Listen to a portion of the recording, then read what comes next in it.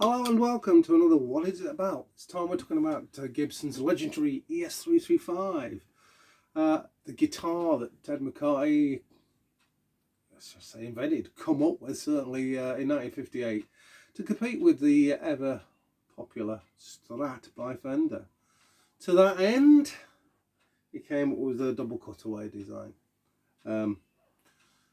Basically, in 58, Gibson had released the V, the Flying V, and the Gibson Explorer, and they hadn't exactly gone down well with the buying public, way too ahead of the times. So in a bid to get in touch with their traditional buyers, Ted McCarthy went back to basics.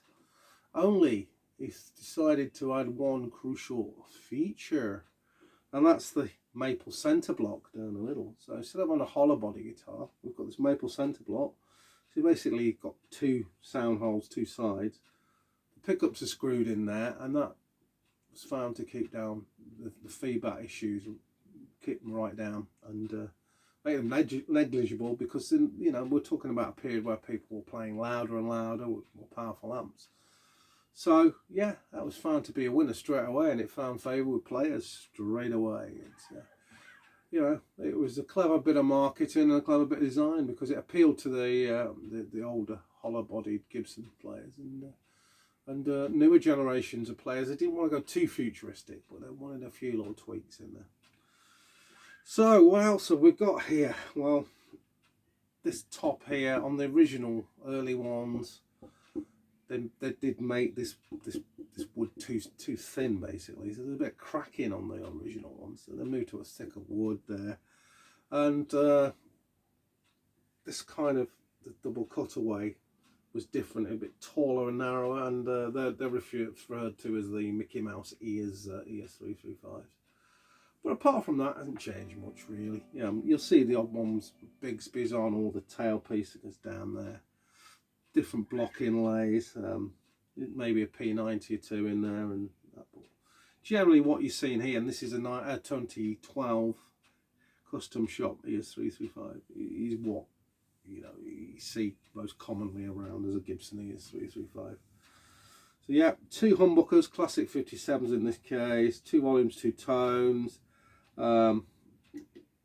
three-way selector bridge both on, and the neck. The actual neck itself and the guitar is mahogany, as is Gibson's one, as is the headstock. Yeah, they're not. It's a big guitar. It's a big old guitar, but that because it's semi-hollow, it's not too bad at all, really. Not too bad at all. I find them comfortable to play in it. So yeah, the feedback issues really. That was a triumph, and I've used this through very loud amps with pedals on and things. As long as you don't stand in front of your amp, you know where to stand when you've got the gain going, and that. I've had no issues with it at all. It's found favour with a lot of session players too, because of its versatility. I mean, the most legendary being Larry Carlton, whose nickname is Mr. ES335. So you can't ask fairer than that, can you really? He's used it on so many iconic recordings, and that, it is a versatile instrument, as I say. Alex Lifeson used one in the early period, early periods of Rush there, going louder still and more gain. Dave Grohl, the Foo Fighters, he's used his Trini Lopez one, really, that just had diamond F-holes in it, basically, instead of this, but it's basically the same guitar. I suppose you can go back to blues legends, like Alvin Lee and what have you, his famous one there. The really, you know, using Noel Gallagher, using one in Oasis. I mean, they're just everywhere, doing all kinds of different music, really. So we'll go on to the neck pickup.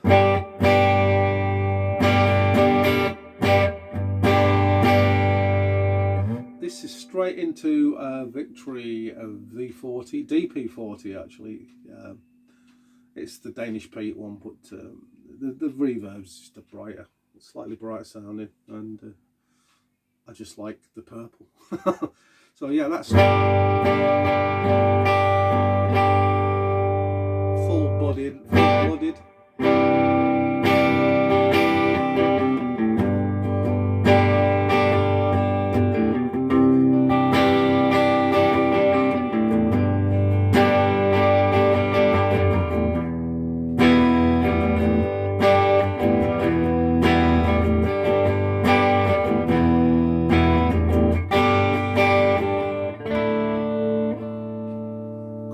Expect, but it's just iconic sound, isn't it?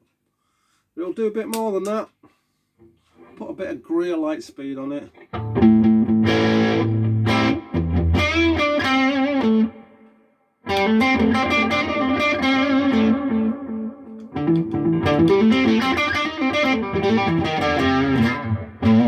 Apologies for that.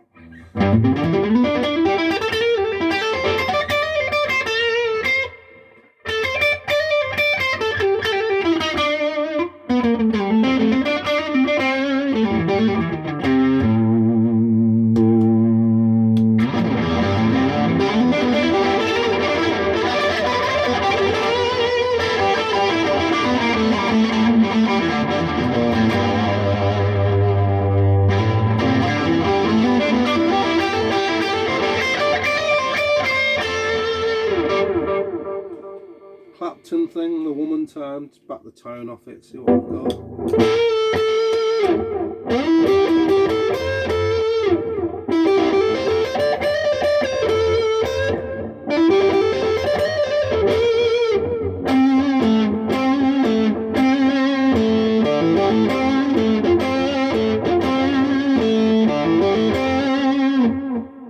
All there. Got a middle pickup now, take the drive pedals off. Turn the tone up.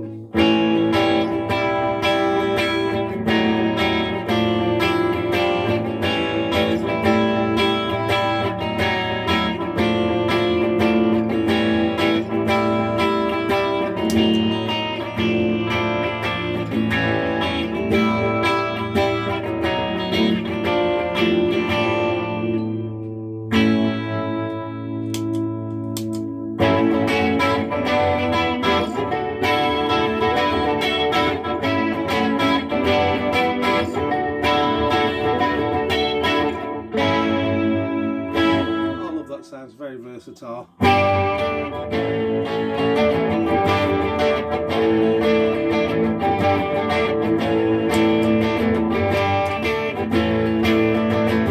Very nice.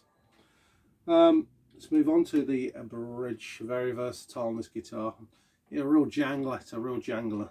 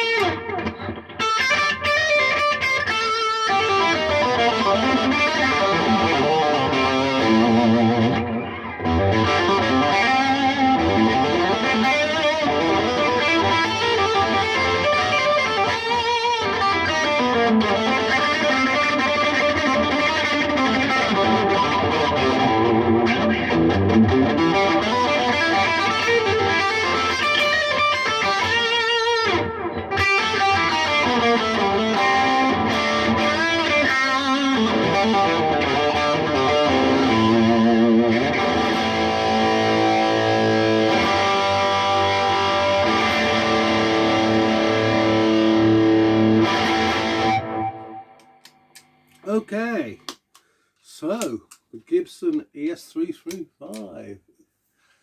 One of my favourite guitar designs. I think another case of getting the guitar design relatively right straight away. And its popularity through all different kind of genres speaks for itself. It really is one of those legendary guitars. Just remains for me to say thank you for watching. Hope you enjoyed it and got some out of it. And stay well, keep well, guys, and I'll see you all later. Bye.